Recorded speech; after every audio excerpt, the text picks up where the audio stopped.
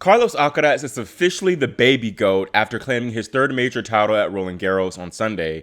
Alcaraz recovered from 2-1 down to defeat Alexander Zverev 6-3, 2-6, 5-7, 6-1, 6-2 in a 4-hour and 19-minute mess of a final. At 21 years old, Alcaraz makes history, becoming the youngest man to win slams on all three surfaces.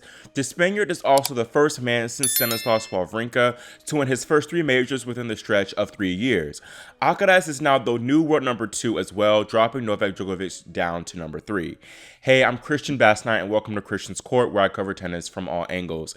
Now, talking about this match, which once again was a mess. In the first set, it was just an error-prone start from Zverev from his standards. He did not serve well at all in the early stages, and Alcaraz took nearly full advantage, and he broke 3 times in the opening set to claim it. Things for sure changed in the second set as Zverev significantly improved his service numbers to win 83% of points behind that first serve. And he wasn't broken at all in that second set compared to, once again, being broken 3 times in the first set. Meanwhile, Alcaraz was broken twice in set number 2 due to him being a bit more sloppy from the ground and making poor decisions. Carlos hit just 8 winners to 14 unforced errors, while Alexander hit 9 winners to 4 unforced. The German just honestly buckled down and did not give Alcaraz many free points, and was just, like I said, overall solid from the ground. Alcaraz started the third set much better, and he ultimately broke Zverev at love to hold a 5-2 lead. Carlos was 2 points away from winning the set in both the 5-2 and 5-3 games, but he lost both of those games due to some sloppy play that included poor returns and coming in on shots that he had no business coming in on. I found it interesting that Carlos changed his return position. He stopped returning from way deep behind the baseline to kind of close and tried to take this return on earlier, but it was a horrible plan, and he missed so many returns, and he gave Zverev easy holds. And I think, honestly, that was a moment of panic from Alcaraz that we witnessed, him just trying to redline and take the returns early, but like I keep saying, he missed them all and just was not successful. Carlos did go back to returning from deeper behind the baseline at the end of the third set and found a lot more success on his return, making a lot more returns back in play. He was not able to win that set, though, despite having a break point to bring us to a tiebreak. And when Alcaraz did lose that third set to go down 2-1, I was annoyed because, of course, he should have won it, but I didn't panic too much because I knew he was trending in the right direction in terms of form. And plus, I felt Zverev would drop his level as he got closer to the finish line. And that's literally what happened. Alcaraz broke Zverev twice to start the fourth set, racing out to a 4-love lead with some trademark shot making an overall raise in his level. Zverev did break back to bring us to 4-1, as Alcaraz also received a medical timeout that following game, which was unsettling a little bit because I was worried that Carlitos would fumble yet another good lead. He did not let me down, though, as he broke right back and served off the set to bring us to a fifth set. By the way, I should have mentioned this earlier. I am biased. I definitely wanted Carlos Alcaraz to win this match. Now, like with the fourth set, the decider was much tighter than what the scoreline entailed. Zverev practically gifted Alcaraz the break at 1-all, hitting 4 crappy unforced errors. At 2-1 in that deciding set, we witnessed perhaps the biggest momentum shift of the match. Down 15-40 and facing 2 breakback points, Alcaraz hit a second serve that was called out by a linesperson but was overruled by chair umpire Ronald Lichtenstein to Zverev's dismay. Alexander could not believe the call and actually grabbed Ronald, the umpire, by his arm to try and show him a mark that was just wide of the line, but the umpire was not changing his decision.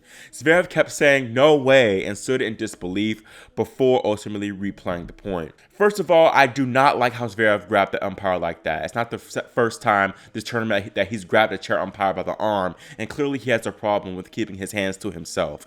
Second, I know the TV showed the Hawkeye mark being a few millimeters wide, and it very well may have been out, but I feel like it's way too close for comfort to definitively say that the umpire was wrong with his call. Really quick, here's Zverev's reaction to that situation in his post-match press conference. The fifth set, there was some unlucky moments. I heard that at 2-1 the second serve was out from the Hawkeye data.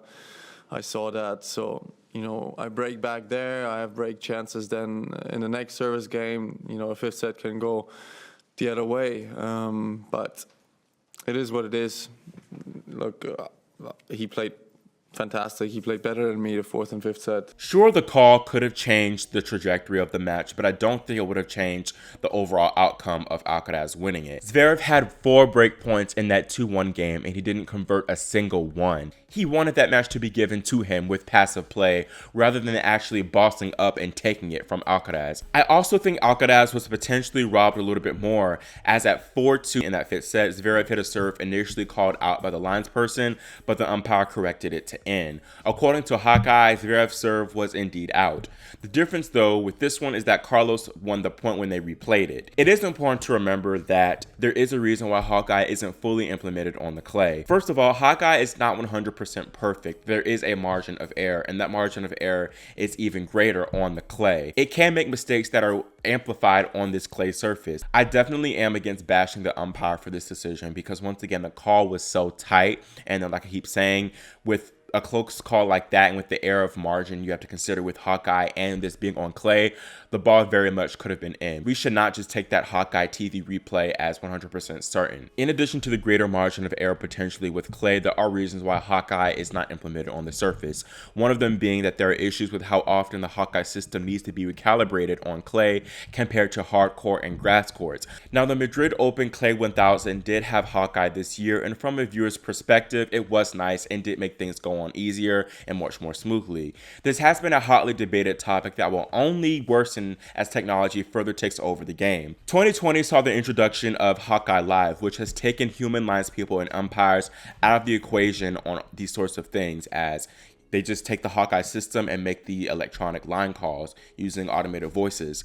ATP will be implementing Hawkeye Live for all courts at all their non-clay tournaments in 2025. I wonder if Roland Garros will continue to stick with this tradition of not having Hawkeye despite the mounting criticism against it, or if they'll succumb to the pleas for change. Anyways, despite that 2-1 fumbled game, Zverev had another opportunity to break Alcaraz's serve in that fifth set at 3-2, but just could not cash in. That was Zverev's last true opportunity to get himself back in the match, as Alcaraz was still very nervous at this point, but after he held to go up 4-2, he significantly improved his level and the shot making and aggressive play returned, and he won the last 3 games in dominant fashion to seal victory. Now, I know a lot of people were not happy with the quality of this match, and I am one of those people. I know Mary Carrillo for NBC said that it was one of the best 5-set matches she's seen in a minute, and she also said it wasn't one of those 5-setters that was unnecessarily long and drawn out, and that was a complete lie.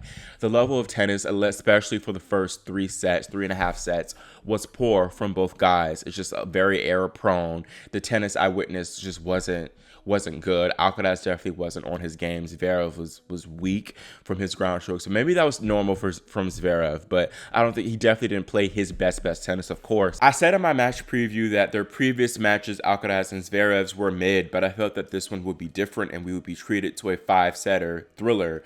And technically that was a little bit true. We were treated to a enthralling 5-set, but the level of play was poor, definitely, from both guys. And I'm starting to think that this is a Zverev problem.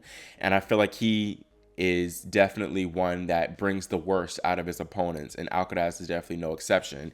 He's now responsible for the worst 2 5-setters in recent memory in Slam finals, as the US Open 2020 final was god-awful, completely atrocious. This one was a little bit better than that one, but it raises the question for me if the best of 5 system is antiquated, and I feel like it is. People's shortened attention spans, I don't know if people will be more willing to watch 4 hours or 5 hours of mid subpar tennis like we saw on Sunday. I think that if the match is good, like with the Wimbledon final last year, we don't even notice the time. But it was just a long drag, and I was waiting honestly a lot for the match to end, and that's never a good sign. Now, talking about how this match was ultimately decided and the biggest factors, one of them I feel was Zverev's serve. I did not feel like he served nearly the level at which he needed to serve in order to seal victory. He had a high first serve in percentage at 73% throughout the match, but he only won 63% of points off his first serve, which was 2 percentage points below Carlos. Shows you that Alcaraz actually outserved Zverev. Alexander also did not hit his spots very well, but Carlos deserves credit for taking a deep step back on his return position and forcing Zverev to work a lot more by making a high percentage of his return. So that was a great play and game plan from him and his team. Alcaraz overall served better than him, which was very surprising. Zverev had a low second serve points won percentage too at 33% compared to Alcaraz's 49%. And I think a lot of that was due to Zverev just kind of spinning it in and not really going for much in terms of placement of the second serve and pace and overall spin. Alcaraz took more risk and he received more reward. I also thought that Alcaraz's boldness worked to his advantage in terms of his willingness to finish shots earlier with drop shots, net play, and then the killer forehand or even sometimes the killer backhand. He did well to take advantage of Zverev's deep court positioning, although sometimes, of course, he did not come in on the right moments, but I think overall that play was a net positive. Zverev also did not take his chances. He was not very opportunistic at all. He had game points at 1-4 and 1-5 in the fourth sets. And of course, that fourth set was very convincing to Alcaraz. Alcaraz won at 6-1. But I truly do feel like if Zverev locked in a little bit more, he possibly could have won the fourth set. Same with the fifth set. He had those 4 break points at 1-2, and then of course that other break point at 2-3. And then yes, Alcaraz was pretty clutch a little bit whenever he did face break points. Zverev did not fully commit to his shots, which was part of the course and part of the reason for his higher unforced error numbers. You got to fully accelerate through the shots. If you don't commit to the shots, you're actually going to make more errors compared to if you go for your shots. Alcaraz definitely showed signs of nerves when he was closing the match out, especially at 2-1 and 3-2 in that fifth set, but Zverev didn't really pick up on that and didn't try to actually take it. To me, Alexander still does not have that Grand Slam winning mentality. Instead, he wanted to make up silly complaints like wanting a point given to him because he felt that Alcaraz stopped play mid-point, which he did not. He also complained to the umpire about the trophy being too bright for him, and I feel like that was a perfect metaphor for him not being ready to take on the brightness of a Grand Slam trophy. He was just not ready for that occasion. There's definitely a question to be had of if Alexander Zverev will ever win a Grand Slam. Personally, I hope never, but I do think this was an excellent opportunity for him to win. Even though it wasn't that 2 sets to love lead that he had against Team in the US Open final, if Zverev did bring more of his A level, he definitely could have taken this one. Carlos was not playing anywhere near his top level for much of the match. He was clearly nervous and wanted this one so bad, but as expected, Carlitos' experience of being a Grand Slam champion came through. I have to commend Alcaraz for his incredible mental strength. He admitted after the match in his press conference that he wasn't that confident in his prospects after going down 2-1, but he said he ultimately hung in there, just tried to find a way, and he found his game just in time, which is why he's lifting the trophy. I was a little bit frustrated watching Alcaraz and rooting for him because I felt like he wasn't as aggressive as he should have been. And a lot of that was due to nerves, I feel, because if you have a player that's nervous like that and you're still trying to have them go for their shots, it's hard. He's going to make a lot more errors, and he could have costed himself the match if he did continue to try to go for that shot making. So I thought it was a very mature performance from Alcaraz. He didn't try to blast the ball for much of the match, actually. He used a lot more varying heights and spins to try to trick up Zverev. But once he got that nerves behind him, those final 3 games were a sight to behold, man. If he played like that for much of the match, he would have beat Zverev in 3 sets.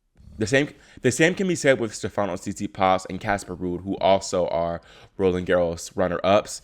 I do not think that Jannik Sinner and Carlos Alcaraz will gatekeep this slam like Nadal did. Of course, there's no way anyone will be able to do that on the men's side for quite some time, if ever. I do think that Stefanos, Casper, and Alexander are too good on this surface for them to not one of them to not break through and win it ultimately.